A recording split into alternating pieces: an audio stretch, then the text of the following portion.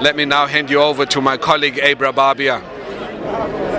Lucanio, thanks so much. With me right now I have Professor Kubisa of the NFP. Sir, you said you would have liked to have heard more. Elaborate on that, please. Well, we welcome the amount that is given to higher education for the learners whose parents earn below or up to 350,000 for them to enter TVET and universities. But we believe it should have been given to all students across the board, because most of the students come from poor background. In light of poverty and unemployment among parents, all students need education. And also when it comes to school infrastructure, we believe that 31 billion is welcome, but it's not enough. When it comes to the issue of job creation, we believe that more should have been given to ensure that more of our youth and more of our women are able to create jobs and become entrepreneurs. And the minister was very shallow on the issue of corruption. We understand that ESCOM has received about 5 billion from the employment fund and also pension fund and also from PIC. We don't want to see that happening again. Corruption must be kept. And the land reform issue, we believe that it must be very rigorous. These are the issues we want to bring forward as the NFP. Fight unemployment, create employment. Prof, they're shouting at me. I need to end it there. Thank you so much for your time. I'm going to speak with the ANC's Paul Mashatile right now. Sir, yes. What did you think of your comrade's speech today? Excellent budget. We are happy as the ANC. We think that the minister has really spread the funds around all priority programs of government, support for free education for children from poor families in higher education. He's placed a very important emphasis on paying suppliers on time. We welcome that, but also stabilizing public finances, very important. Even with the increase of VAT, he made it clear that he zero-rate basic foodstuff and increased social grant to mitigate for poor people and not to be hard hit. So it was really a good balancing act, and we are very happy. There's already confidence from investors.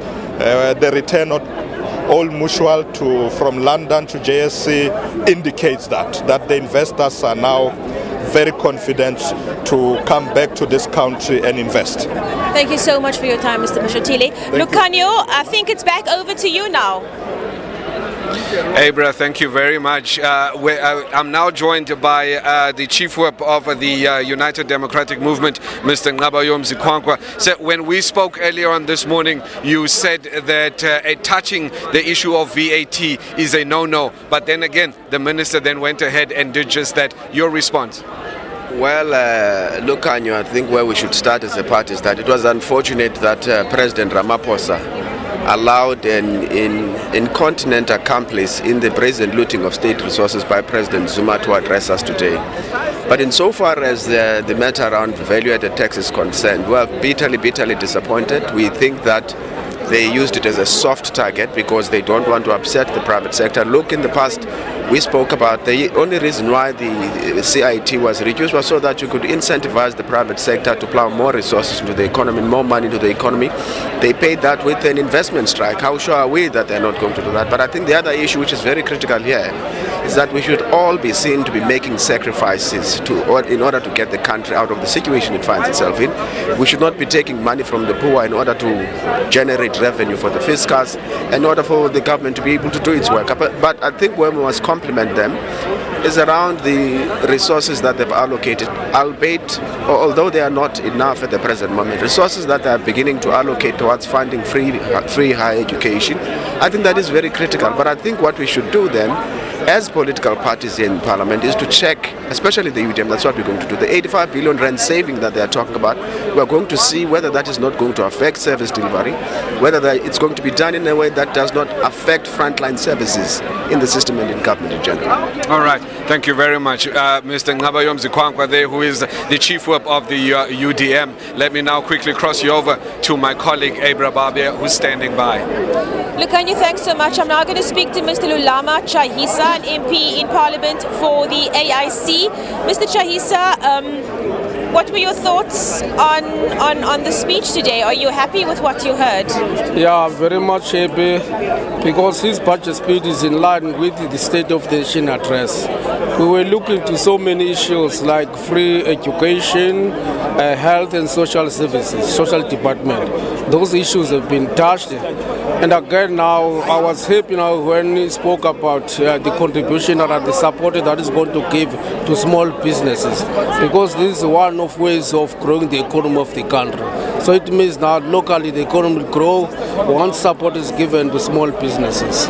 So it was a good speech indeed. Mr. Issa, thank you so much for your time. Lucanio, I think you've got a guest over there, because it's over to you now. Thank you very much, Abra. I'm now joined by the leader of the PAC in Parliament, Mr. Luthando Mbinda. Sir, your overall impressions of the budget tabled by Finance Minister?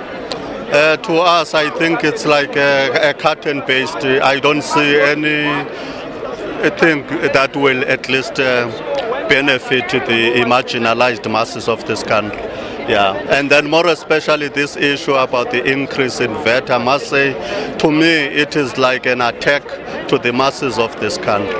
I don't even understand when he is saying only the highest bracket earners, the 80% will be affected. The VAT is VAT, and I think the entire tax system in this country, it needs to be overhauled, because we are just the most expensive. I mean, if you remember when GST was introduced by the then corrupt regime, apartheid regime, you see, we were told that it's not going to be there for long.